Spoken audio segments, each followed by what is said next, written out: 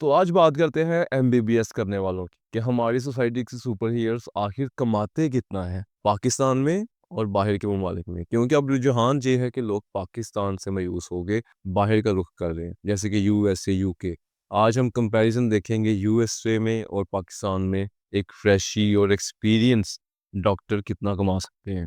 5 साल के एमबीबीएस मुकम्मल करने के बाद एक डॉक्टर तकरीबन 3 स्टेजेस मेजर से गुजरता है, जब जाके उसका करियर इस्टेब्लिश होता है। अब एक डॉक्टर एमबीबीएस जब मुकम्मल हो गया, उसके बाद इंटर्नशिप यानी कि हाउस जॉब के लिए अप्लाई करेगा। पाकिस्तान में पहले तो आपको हाउस जॉब आसानी से मिलती नहीं, और अगर मिलती है तो आम आपको तनख्वाह मिलती है जी 50 से 60 हज़ार रुपया, यानी कि 5 साल की अनथक मेहनत के बाद 50 से 60 हज़ार रुपया आप कमाते हैं। और इस हाउस जॉब में वर्ल्ड हेल्थ ऑर्गेनाइजेशन के मुताबिक एक डॉक्टर के ऊपर वर्कलोड सबसे ज्यादा होता है, यानी कि 36 घंटे 48 घंटे इसकी शिफ्ट है विदाउट एनी ब्रेक। आप कहीं और ही सो रहे हैं बैठ के 1 घंटा 2 घंटा। और पाकिस्तान में जहाँ ये 30 से 50 से 60 हज़ार रुपया कमाते हैं, यूएसए में ये सालाना सालाना 55 हज़ार डॉलर, यानी कि एक महीने का तकरीबन 4 से 5 हज़ार डॉलर एक डॉक्टर वहां पे अर्न करता है, जो कि हाउस ऑफिसर है, अभी प्रॉपर जॉब शुरू नहीं की। और इस दौरान वर्कलोड और प्रेशर, मेंटल हेल्थ सब कुछ दाव पे लगा होता है। ये पहली स्टेज है जिससे उसको गुजरना ही होगा हर हालत में।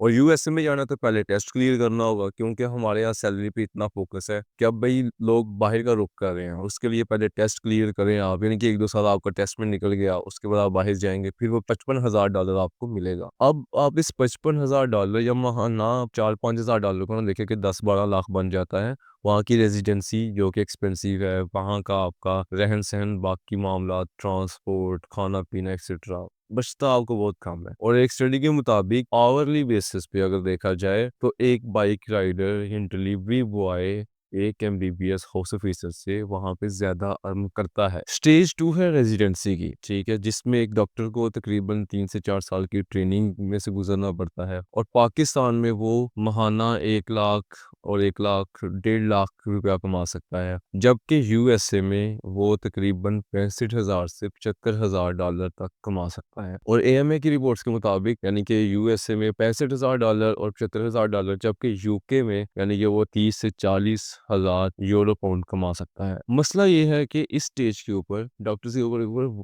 लोन सबसे ज्यादा होता है। और एक रिपोर्ट के मुताबिक यानी कि 2025 में जो डॉक्टर्स हैं फॉरेन, उनके ऊपर तकरीबन 2 लाख 2.5 लाख डॉलर का कर्जा होता है। यानी कि कमाई, आपकी इनकम जनरेट हो रही है, लेकिन साथ साथ आप उस लोन को भी कवर कर रहे हैं। यानी कि there are lot of things going on around you. यहाँ पे कई चीजों का प्रेशर होता है, सिर्फ 10-12 लाख से इनमें नहीं रखना आपने, बाकी दीगर फैक्टर्स भी रखने हैं। तीसरी स्टेज आती है स्पेशलाइजेशन की। अब ये स्पेशलाइजेशन वो मरहला है जहाँ पे एक आपको उम्मीद की किरण और दिन की रोशनी नजर आती है कि यहाँ पे डॉक्टर्स कमाना शुरू करते हैं असल में, क्योंकि आप ऑलरेडी कुछ एक्सपीरियंस भी हासिल कर चुके होते हैं, मार्केट को जान चुके होते हैं, लेकिन आपने 5-7 साल पहले उसको दे लिए होते हैं। और स्पेशलाइजेशन भी आमतौर पर 5 साल तक की होती है। मेड्सको फिजिशियन कंपनसेशन की 2025 की रिपोर्ट के मुताबिक एक स्पेशलिस्ट यूएसए में महाना 1.5 लाख 1,80,000 डॉलर कमा सकता है, जबकि पाकिस्तान में 3 से 4 लाख रुपया एक स्पेशलिस्ट कमाता है। अब यूएसए में एक स्पेशलिस्ट और सर्जन वो तकरीबन 3.5 लाख से 6 लाख डॉलर कमाता है एनुअल, ये उसकी कमाई है। आप इसको मंथली में कन्वर्ट कर सकते हैं, जबकि जो पाकिस्तान में है वो महाना 10 से 20 लाख रुपए कमाता है। तो ये तीसरी स्टेज जो कि लास्ट होती है आपकी स्पेशलाइजेशन और सर्जन बन जाना, उससे आपके कोर्सेज चलते रहते हैं अगर आप करना चाहें तो। लेकिन यहाँ तक पहुंचने के लिए आप डिग्री के बाद तकरीबन 10 से 15 साल और दे देते हैं, यानी कि 20 साल फिर जाके आपका करियर इस्टेब्लिश होना है। और उसके साथ साथ आप बहुत कुछ लूज करते हैं, जिसमें सबसे बड़ी चीज होती है मेंटल हेल्थ आपकी। इतनी लंबी शिफ्टें, यानी कि 24 घंटे 36 घंटे 48 घंटे, ये लेबर वर्क से भी कई गुना बड़ी अजियत वाली चीज़ है। अब इन फैक्टर्स के अलावा एक हिडन कॉस्ट भी होती है कि डॉक्टर्स के साथ साथ एक्सपेंसेस और तरह के होते हैं, जैसे उन्होंने कॉन्फ्रेंसेस अटेंड करनी होती हैं, इसके अलावा इक्विपमेंट्स, ठीक है, उसके अलावा अपने लाइसेंस रीन्यू करवाने और बनवाने, उसमें भी यानी कि तकरीबन आपके 20,000 से 50,000 डॉलर तक खर्चा आ जाता है। और ये वही चीज़ें जो आपके ऊपर लोन बनाती हैं और उसको आपने अदा करना होता है। एक और हिडन कास्ट जो कि अमेरिकन मेडिकल एसोसिएशन के मुताबिक एक डॉक्टर वीकली 60 आवर्स से ज़्यादा काम करता है और पाकिस्तान में ये 60 आवर्स से भी बहुत इसको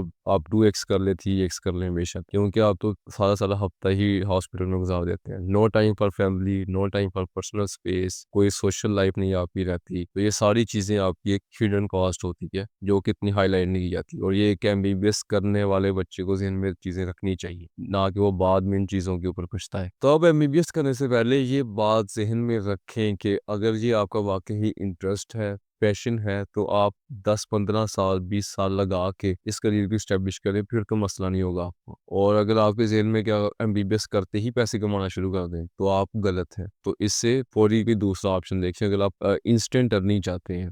इंस्टेंट अर्निंग डिग्री के फ़ौरन बाद 2-3 साल में आप स्टेबल हो जाएँ। तो ये उन लोगों के लिए नहीं है कि जो 2-3 साल में स्टेबल होना चाहते हैं। जो सोसाइटी में रिस्पेक्टेबल पोज़ीशन चाहते हैं, कि माशरे के मुताबिक चलना चाहते हैं, वो बेशक करते रहें, देयर इज़ नो इश्यू। तो ये थी behind the curtains picture of MBBS. अब आप अगर हमारे चैनल पे नए हैं, तो हम इस चैनल पे करियर की तलखियाँ में करियर की डिफरेंट स्टेजेस, उसकी रियलिटीज़, इनकम और स्ट्रगल डिस्कस करते हैं। मज़ीद आने वाली इन्फॉर्मेशन आप तक पहुँचे, इसलिए हमारे चैनल को सब्सक्राइब करें, बेल आइकन को क्लिक करें ताकि बर वक़्त आप तक सारा यूज़फुल डाटा पहुँचता रहे। Thank you.